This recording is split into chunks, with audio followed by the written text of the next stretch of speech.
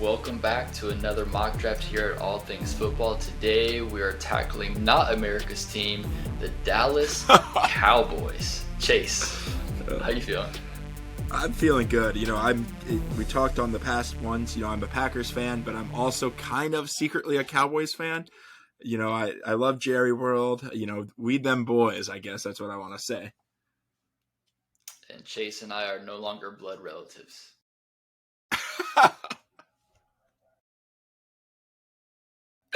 Oh, no. Just kidding. You can be a fan of whoever you want, and you're just not invited over for Thanksgiving anymore. So, super excited to do rounds 1 through 3 here for the Dallas Cowboys to kind of see, how we can make Cowboys better, get over the hump. Yeah, Definitely this their year. Have been yes, broken record at this point. So definitely have been on the precipice for a very long time. Obviously, haven't been able to make it over the hump. Dak Prescott, and so we'll see here if we're able to add some pieces to maybe help that happen. So let's go ahead and get started. But first, Chase, give us some kind of a pre-draft preview here of some key additions and departures for the Cowboys. Yeah, absolutely. So the Cowboys lost 3 key departures with Connor McGovern leaving, their offensive guard, that Cowboys offensive line that's always very important to what they do. They also lost tight end Dalton Schultz, who had 9 touchdowns this season, I think 7 touchdowns the last season, huge red zone threat gone. And then they also dropped running back Ezekiel Elliott. There's rumors that maybe he's coming back, but right now he's not on the team. So that's a heartbreak. But they also gained a couple of key pieces in Brandon Cooks, a wide receiver that will help stretch the field for him. Then they also gained Stephon Gilmore in a trade for almost nothing. We talked about that in our previous episodes. So that was what they're done this offseason so far. All right, yeah. So they're definitely trying. They're trying to add pieces there on offense and on defense as well. And then free agency obviously. For free agency is always the first step of that, and then obviously tackling the draft to get future pieces there for your team, especially on long-term cheap deals. So we'll see how they're able to draft. They honestly, the Cowboys have been very successful in the draft. They've gotten Micah Parsons, they've gotten CeeDee Lamb. So the Cowboys draft well. There's a lot of different things that go on, a lot of different reasons. For another episode of kind of why they haven't been very successful. Mike McCarthy. A lot of different things, but let's go ahead and focus here on the draft. But based off of kind of those offseason changes, what would you say the biggest needs going into the draft are? Yeah, so there's a lot of ways. They got a lot of studs, and some of them are getting older. So I think in the first round, we should be looking at interior defensive line help, or maybe a linebacker or a tight end. Those aren't really positions I'd like to draft in the first, but they're pretty significant positions in that Cowboys role. Then in the second round, I'm thinking we're looking for a cornerback or inside offensive line help. Then the third, we got to have a tight end. Dak loves to stretch the field with that tight end, so we have to make sure we grab him one in this draft. Let's do it. Well, this is the draft to grab a tight end for sure. So yes, we'll go ahead and get this pulled up. Cowboys are picking number 26. We'll go ahead and get started here. Cowboys are on the clock.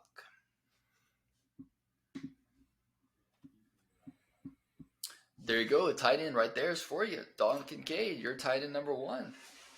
Yes. I do like Kincaid's a very offensive threat without giving up too much of the defense. He's not a blocking, not defense, but he's not a Kyle Pitts where, he's a complete unicorn, but he can't, you're not going to put him on any blocking assignment. It's going to get blown back. Dalton Kincaid still has that ability to block an edge for a couple seconds if needed to, but also has that stretching down the field. So I really do like Kincaid. I'm not huge in taking tight ends in the first, but they have this is a pretty late first round pick. I don't know what the value of the other positions that we need. Kind of one of the things with the Cowboys, all the kind of positions that they need are kind of devalued positions for the draft, right? Inside defensive line help, inside offensive line help, tight end, linebacker. Those aren't necessarily positions we see go in the first. So I'd be, it's a little bit easy to swallow that pill, and they're not passing up on a position or value that they absolutely need. Yeah, so I agree. So let's go ahead and take a look here. I'm not. I mean, I personally wouldn't draft a tight end in the first round, especially when it's a class like this. I think you can Yes. definitely get, something later. Obviously, if you're in love with guy, if you're in love with Kincaid and he falls to you here, I think you would have to pull the trigger because he's not going to survive you to round two at this spot. But we could take a look at some other positions. I know we've kind of focused mainly on the trenches, offensive and defensive line here. Was there Yes. a specific side of the ball you wanted to take a look at here with this pick? I think defense is going to go faster. I think it's better to find a offensive uh, inside lineman at later in the draft. So I think we should look at the defensive inside lineman first.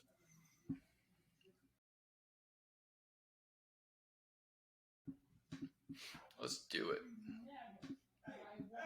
So we got Brian Breesy, Mozzie Smith, Keanu Benton as the top three interior defensive linemen here.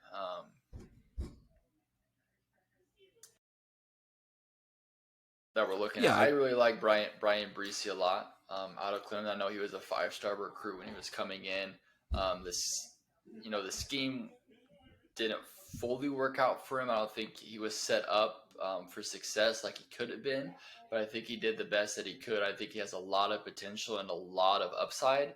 And when you're looking at what he would be surrounded with on the Cowboys defense, when they have to deal with Micah Parsons every single play, I think that would be a sneaky good pick you can put there on the interior defensive line to have him shoot the gap there whenever they open up to try to take care of Parsons. yeah, no, I think looking at that defensive line, I'm pretty high on Ski Ika, but I'm not even crazy enough to take him in the first. So I think Brian Breezy and the fact that he fell, right out of the gate with the bowl season, he was projected like a top 15 pick. Throughout the process, for whatever reason, he started to slide without even playing games. That always makes you wonder if that's just a slide that is for no reason, or if they just not liking his play style. But I think he would be a great fit also because he doesn't have to be the only defensive presence on that line. Like you talked about, they have Demarcus Lawrence and Micah Parsons also rushing the passer. So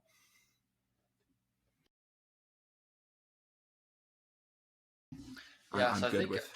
Yeah, I think we seem pretty comfortable taking Brian Breesy here to fortify the trenches there on the defensive line here for the Cowboys. So we'll go ahead and grab Brian here.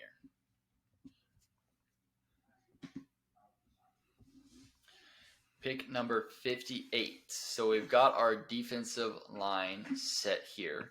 And so now, in the second round, I think is kind of where we'd probably start looking at, especially with this draft, kind of where the offensive line um, board is at. What do you think? Yeah. Yeah, I think so. I mean, I just got a little excited seeing that tight end sitting number two there, but I think the inside offensive line might be at least worth a look. But I think Sam Laporta would be a perfect fit for Dak, right? He already played with one quarterback that was a pocket passer that couldn't move at all, and he did pretty well in that system. So Yeah, Sam Laporta that he's still there at 58 is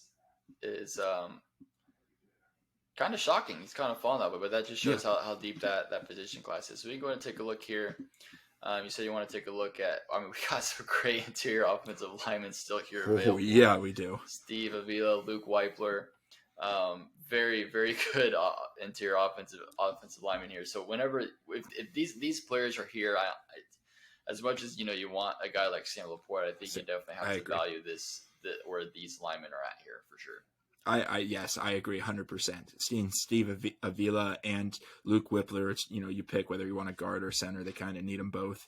Because right now the Cowboys have Tyler Badez hiking the ball, and he didn't do a bad job, but also he played guard most of his career, switched to center for the Badgers his last senior season. He's played guard for the Cowboys, switched to center this year after Frederick retired in the offseason. So, you know, but I mean, Steve Avila might be the pick. He played guard and center. We both have him pretty high on our inside offensive line board. So For sure. I like I mean, yeah, when you're getting a guy that can play both positions there, even though he's probably more of a guard than a center, but still somebody that has played both positions, especially just has that mindset of a center, that intelligence of what that yes, takes to be the quarterback of the offensive line, even at guard, I think is very beneficial. I mean, they're kind of kind of 1A and 1B at this point where we're at in the draft. I think personally Yeah. for me, so we can take a look a look at here at Luke Weiper too. Pure center though, right? So this is pure Hmm. center. So it's going to be if you're going to want to try to put him at the center position and on the line, and maybe that's not where they need it the most. So while if you're looking for pure center, I think Luke, Wiper would be the bet here. That's not really where they're at. I think they're looking more for that interior as far as like a guard goes. And so obviously that speaking, I think Steve Avila would be the pick. Yeah, I think so too. And Cowboys are kind of notorious for shuffling around their offensive line halfway through the season, right? I think they have that stat where last year every player on their offensive line, including their tackles, played every position for at least a snap. They even tried to have Zeke snapping the ball. So they like to do some funky stuff on that offensive line. Steve Avila being that kind of chess piece they can put in both positions will definitely help. So I'm all for taking Mr. Steve at our second here. All right, staying in state too.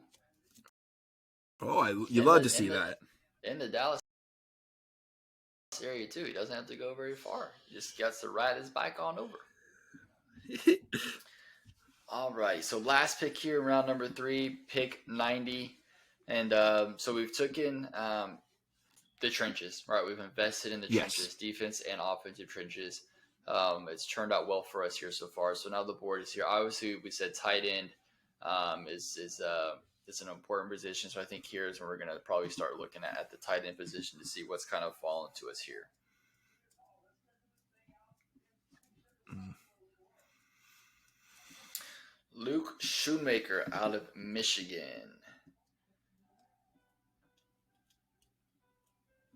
Kind of, just kind of There, yeah. there. I think kind of maybe, one of these guys is going to have one of those crazy upsides where you're going to get in the system and just kind of, excel. Especially in the offense that is tight end friendly. At least it was with Kellen Moore. We'll see how it is. Yeah, that's true. With the new regime in there, but I still think it would be something where it's very tight end friendly, especially when you're adding Brandon Cooks in there. When you have a set of wide receivers, it's the tight end area of the field is going to be a pretty open spot. So if we look at tight ends here, obviously we're in round 3, so we're all of the elite tight ends, even though it is a deep tight end class, are pretty much gone. So now we're going to start with kind of the mid range tight ends. Is there anyone here besides Shoemaker here that you'd feel either more comfortable picking, or should we kind of look more at Luke? Yeah, I'm really big on Zach Kuntz, but this is a little bit of an overreach. Again, we talked about him and he was my steal of the draft. I think that guy is just an excellent athlete, but he needs to go somewhere where they can work and kind of not have to see the field. This tight end room that Dallas has right now does not allow that, right? If you pick a tight end this high, he's going to see the field almost right away. So I think, Luke, if we're drafting tight end, I think Luke is our guy. So go ahead and take a look, just here, a closer look. I mean, honestly, didn't really get, that many looks. I mean, only was targeted 45 times. So out of those 45 targets, he did catch the ball 35 times. So that's pretty solid. Yeah. You're pretty solid there. You're able to catch the ball. Pretty fairly good receiving grade. Obviously, room for improvement. Great at yards per route run though. So he's running routes. Yes.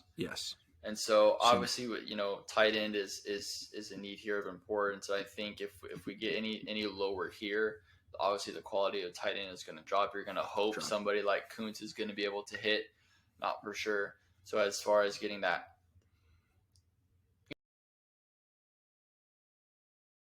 a safety blanket. Let's be honest. Tight end a lot of time is a safety blanket there for a tight end giving Dak that safety blanket. And Luke here, I think, would probably be the best bet because we do need it.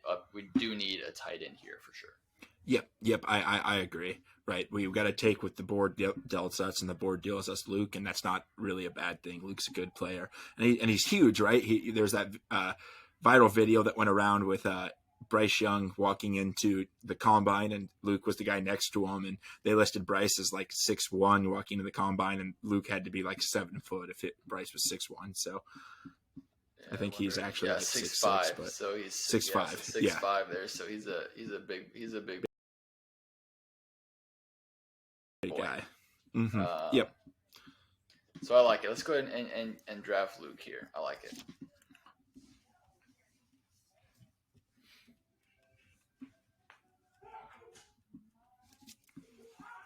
All right, perfect. Good draft here. So we got All Brian right. Breesy there with our first pick in the first round, A.